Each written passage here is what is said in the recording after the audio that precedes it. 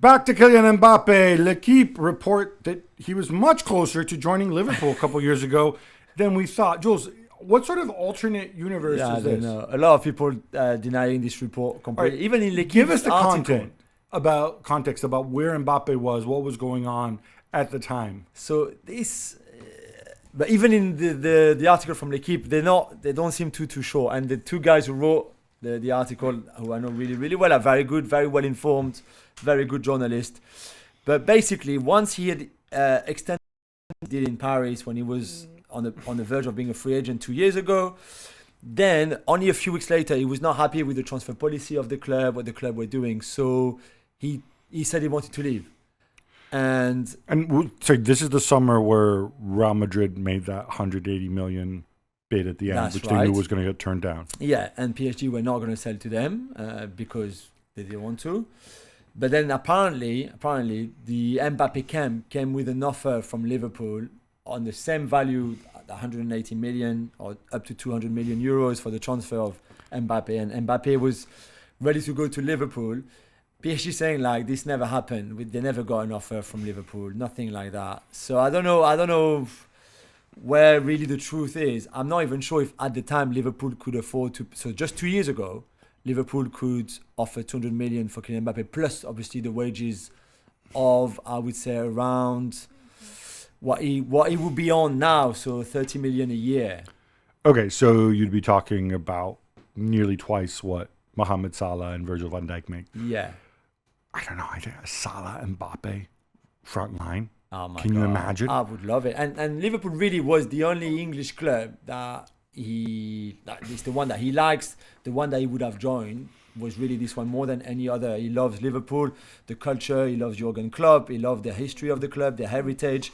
But he still would want 30 million to pay for them. Yeah, true. This is nothing comes for free. But yeah, I would have loved it to happen. But again, a lot of people are saying that never really was even close. Let's game plan this. And I'm working back. Because you were talking 2 summers ago, right? So instead of spending money on Darwin Núñez, presumably he would have never shown up. I mean, could Liverpool have put something together to do that? Yeah. And also, but 2 years ago, that would have also been the summer that Mohamed Salah, remember, he extended his contract. He extended his contract, right? Yeah. So the savings on Salah, you don't sign Darwin Núñez. But Kylian is a 350 million overall 5-year deal at 30 million a year plus the 200 million. Right, but I'm saying is, I'm guessing they wouldn't have extended Salah. Right, so then you've got half of Kylian's wages paid there, and they don't sign Darwin Núñez, so then you have a third of the fee there. True. Maybe you get some other bits and bobs here and there. I don't know. It's interesting. Yeah, right? It's a talking point. Yeah. Barcelona sporting director Deco says that it's better not to buy players if you have quality at home. It's obvious, but he's right. Yeah, and I think Deco.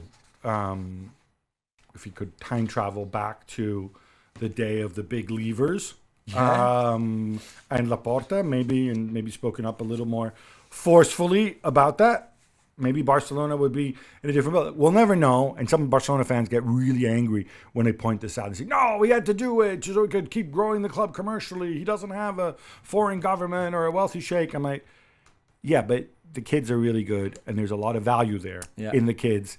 And, rather than these monster contracts and all this heavy spending on the, and it's not just that, it's even like the little, like the Kessie and I'm not saying these guys are bad players, and Marcos Alonso and Bellerin, right? As well as the big Lewandowski and Rafinha.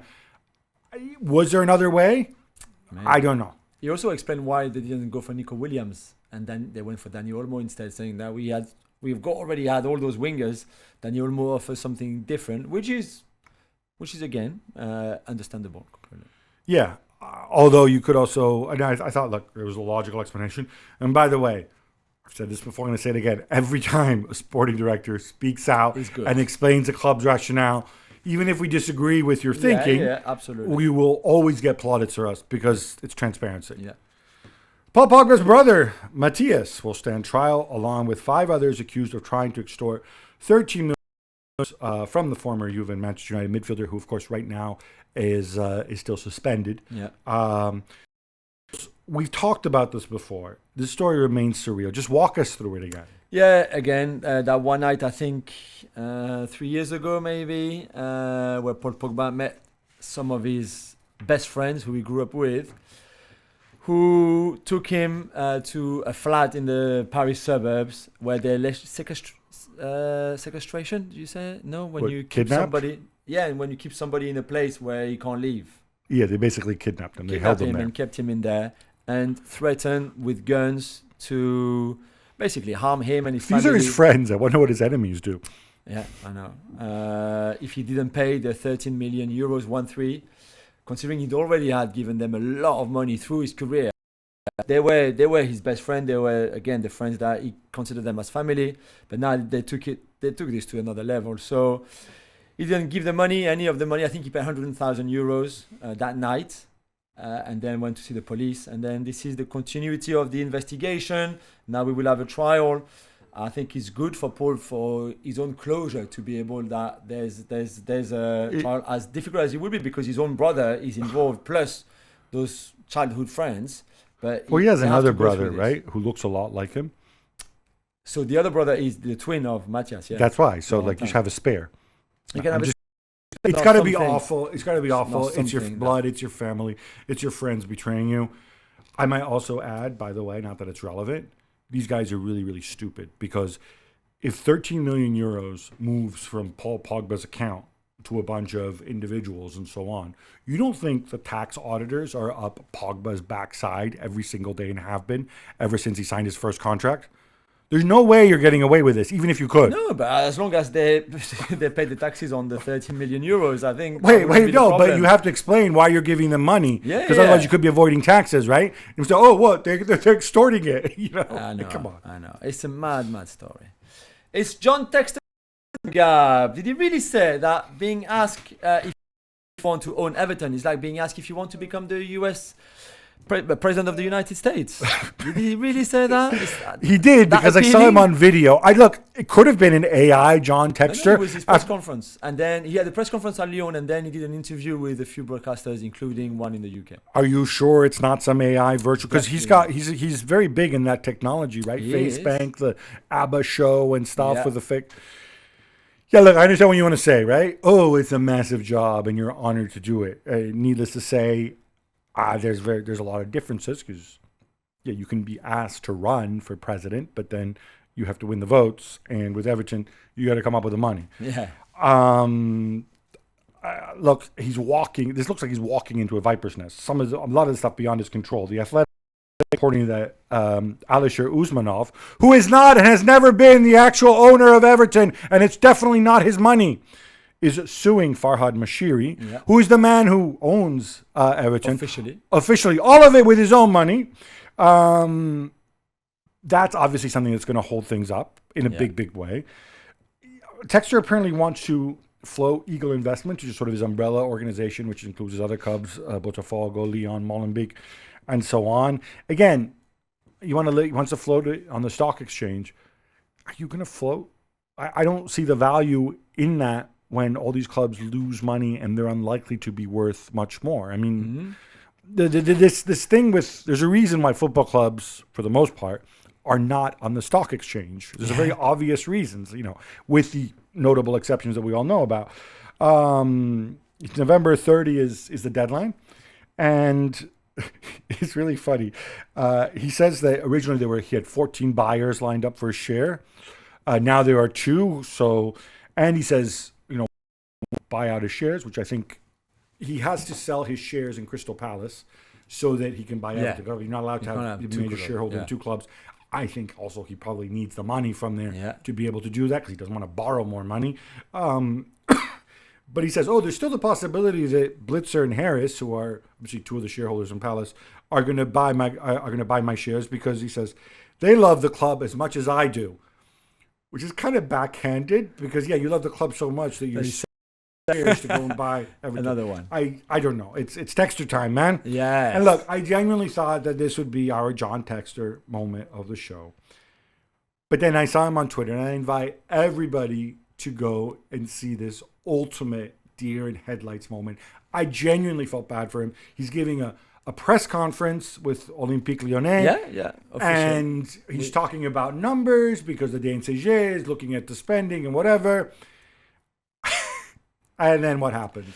And then he basically said, we bought for 145 million euros of players. Right. Okay, no so problem. you spent 145 million. And we sold for 40 million. Right.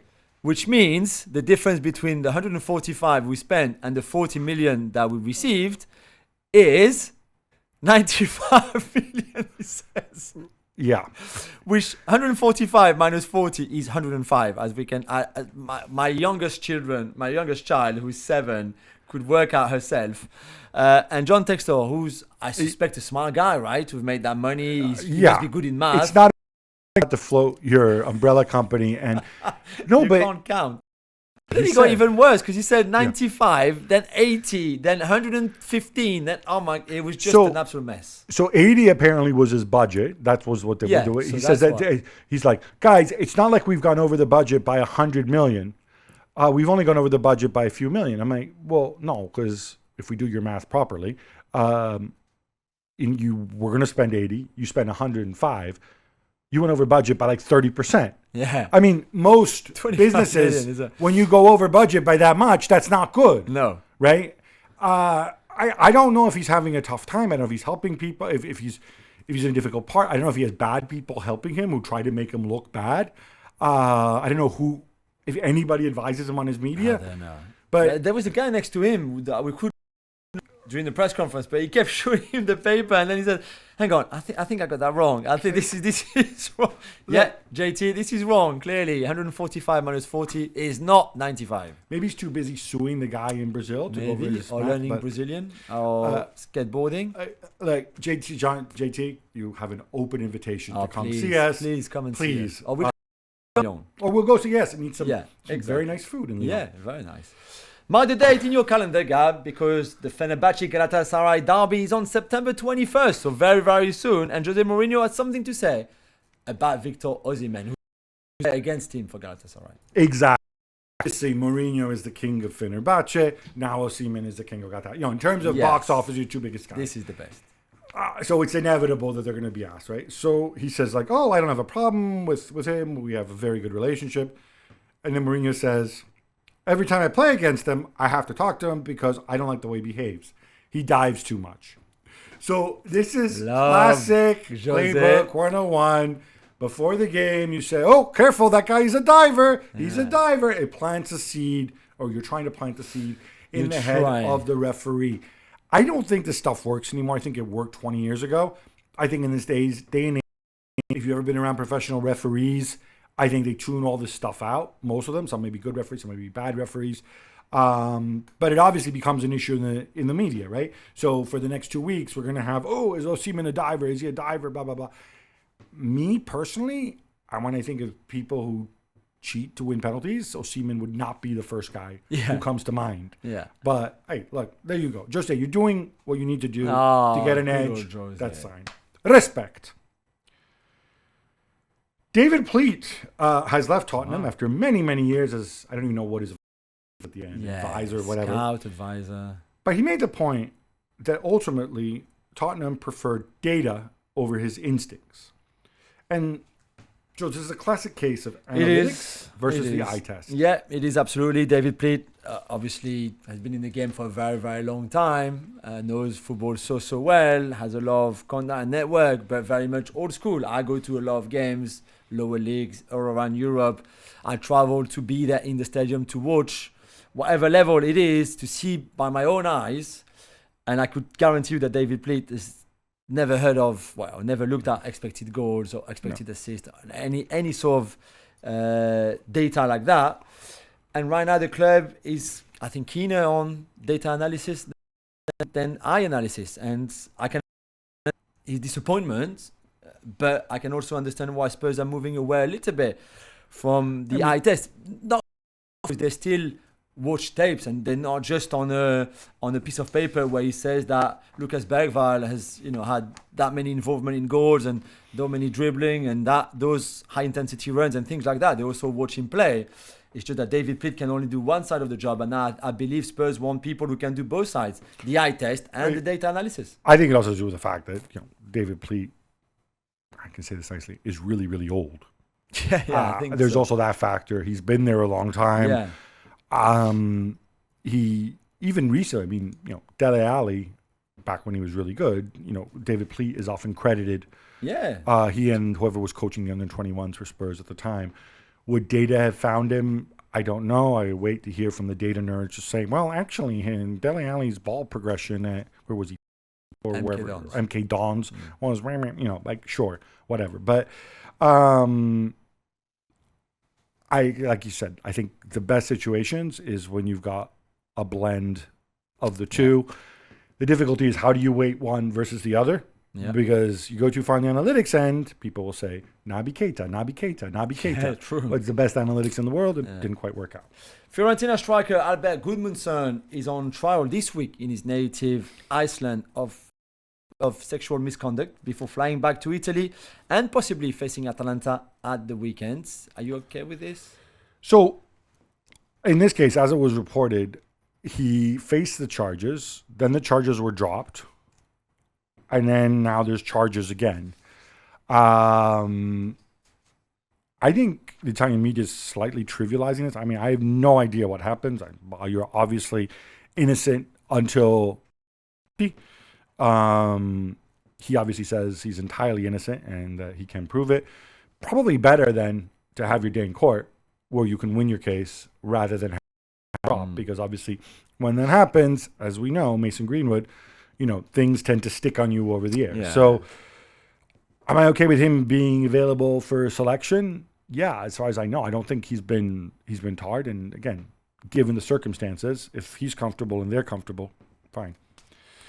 Premier League panel has come out in support of Graham Kavanagh's decision to send off Declan Rice in the Brighton match earlier this season. This is the one where you nudge the ball away. Yeah. Are you okay with it? I just think that they confirmed again that the referee went and applied the law and the rule that common sense, if you want, if you're not happy with the second yellow that Rice got in that game, doesn't prevail in an incident like this. It's just the letter of the law. That's what I did. So all the explanation makes sense. That's what we said on the show after. Rice should have known better. Yeah, there's a little, it hardly touches the ball, but it's enough to slow the game down. Veltman plays it well. All of that. That's just what they confirm. I'm not really sure we needed that to give more legs to this story. Everybody was over it already. I would like them to explain why Veltman wasn't sent off. Because you know what? You may be entitled to take your free kick even if he's standing in front of you. I don't see how you're entitled to go and kick this guy in the back of the leg. Yeah, no, I know. As part of it. But that's not what they look at anyway. No, I know, but that's what they should. But that's what they should look at. I know. Like that's nasty. You can make the same point. Just kick the ball off him, and then you'll get your free kick, right? You don't need to actually go and kick him as well. I don't know. That just doesn't sit well. David Datro Fofana's loan to AEK Athens seemed all set from Chelsea, but now it looks like he's staying in London. Yeah, at least for another. Until January. Yeah. I assume transfer windows are open somewhere in the world, right? Yeah, I think so. So maybe they can still do this. It would have been a loan with a 20 million euro option to buy. This is the downside of Chelsea's business model because he's gonna, he doesn't make a lot of money, but they did pay a transfer fee for him, and it's an unamortized amount on their books, and it's gonna weigh. And if he doesn't play, nobody's gonna see what he can actually do. I assume he can maybe play in the League Cup. He's obviously not in the Premier League squad. No, I don't even think he has a number right now, really. He didn't show up on the Chelsea website today, so I have no idea. How sad and how bad are you going to feel for a millionaire footballer? Only so much, but, this is the fallout. Yeah, These are the side effects. Yeah. The PGMOL has launched a 3-year program for ex-pros who want to become referees. Jules, where do you stand on this notion that ex-pros would make great refs? And in particular, every time there's an incident, there's always one ex-pro in the room that's like, well, unless you played football at the highest level, you don't understand. Which is BS as well. I think completely. Some ex-pros might become very good ref. We have one in France, Gaël Angoula, who was a decent defender in Ligue 1, has become a really, really good referee in Ligue 1 now after going through the lower leagues, and rightly so. But it's not because you've played football that automatically you're going to make a great ref. You need different qualities and everything. So I'm glad for this. This is good. And maybe out of this 3-year program, 1 or 2 are going to make it and be decent or good. I hope for them. But a lot of others are not going to make it either. Yeah, there's a bunch of things here. So first of all, what I like about this is there's 12 people in this program. They're all former lower league professionals. They're getting a scholarship to go and do this course. And I think this is really important because if you're going to go and essentially do this full immersion and try to kind of jump the queue. Howard Webb, who was a very good referee and got to the top and refereed a World Cup final, it took him 14 years to get to the Premier League. So these guys are going to do it. It's not like in 3 years. I think in 3 years, if the ones are the best ones are going to get to be in the Football League and then maybe a couple of years. Go up the ladder. You're only going to go do this if you don't have a lot of money. I don't see a former Premier League footballer, suddenly deciding that, I want to go and devote my life to officiating. So it's important that you go and get this. Yeah. Equally, I agree with you. Referees, they've all played football. Everybody's played football to some level, to some degree. It's not like these guys were into Dungeons and Dragons or Roblox or whatever. I know some of them look that way, but they all have an understanding of the game. Yeah. So, the value add that the top ex-pros bring is in terms of the environment, the pressure, playing in front of 80,000 people, maybe some technical points. It's certainly not their opinion on refereeing and what they think constitutes a foul and what does not. That's true. The Chinese Football Association has banned 38 players and 5 club officials for match fixing, Gab. Yeah, this caps a 2-year investigation. It's hard because when you're talking about match fixing, illegal activities, if you know people from the betting world, and this is relevant to football because we see so many betting sponsors, and we're also seeing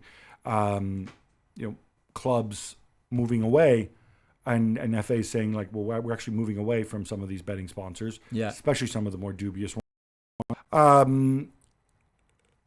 For this reason, people who are professional gamblers, sometimes they look at games and they look at the price of a game and they say, and look at the way the line moves, and they say, I'm not going near that. This game is most likely fixed. Yeah. Right?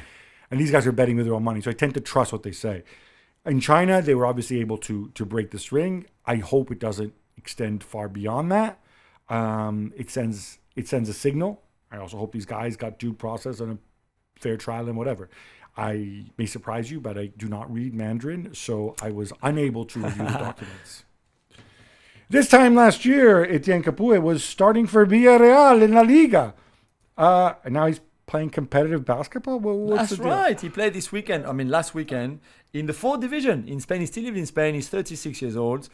He's 1.89 meters, so I don't know how many feet and inches that is. I know. He's like 6'2". Okay. He's going to be an off guard or a two guard. He's always been a basketball player, even when he was younger in Toulouse. Always loved basketball, always loved the NBA. Has always played, and now that he's still a free agent, he's got no club. He's 36 years old, so he's got a lot of time on his hands. Joined his local club, who is in 4th division. So I don't expect them to be professional players, but they look good on the video. It looks like a good team. 4th division in Spain, basketball is really, really big. So I still expect the 4th division in Spanish basketball to be of a really decent level. So good for him. What is he playing when you saw the video? What I mean he's playing as a guard. I assume yeah, as a guard. Yeah, but he's got. He looks legit, completely legit. All right, so, there you go. Well done, Etienne. Really well. I wonder. I'm assuming he hasn't gone to university. Do you think he'd still have NCAA eligibility left? Could he go and Could he get recruited, I guess, and play D1 or D2 basketball? I would love that. I think he's still hoping to find a club, to be fair, to continue his career. England's under-21 team beat Austria on Monday night. But Gab, that has been somehow overshadowed by a flag. Yeah, so this is kind of a sweet story. So the game was played at Luton's ground, Kenilworth Road. And at every home Luton game at Kenilworth Road, there's a flag up that says, Luton Town, established 1885, betrayed by the Football Association in 2008. This refers to when Luton were, for violating sort of financial rules, they were deducted 30 points. And I think that was on their way when they slipped out of the Football League altogether. Now, obviously, there was a seminal moment in the club's history, and they felt that they were betrayed at the time by the 30-point deduction. Again, it's the heaviest punishment ever handed out. And so they put this up when the club agrees to putting it up. And the FA said, all right, you got to take it down. And the clubs explained their position. Yeah. And the FA, apparently, according to the club, said, no, it can stay up. And then on the day of the game, somebody from the FA said, no, you must take it down. And if this is the case, I hope there's an investigation. I think you have to respect the clubs, right? Yeah. If this is how they feel about, they accepted the punishment, but they still feel betrayed. They're allowed to do this, and whatever job's worth at the FA, if this is indeed what happened, who said, no, we can't have a banner up that makes us look bad at this England under-21 game, which the whole world will be paying attention to. They might just see this flag in the corner. It's a bad look. If you agree to it, you agree to it. Simple as. Yeah.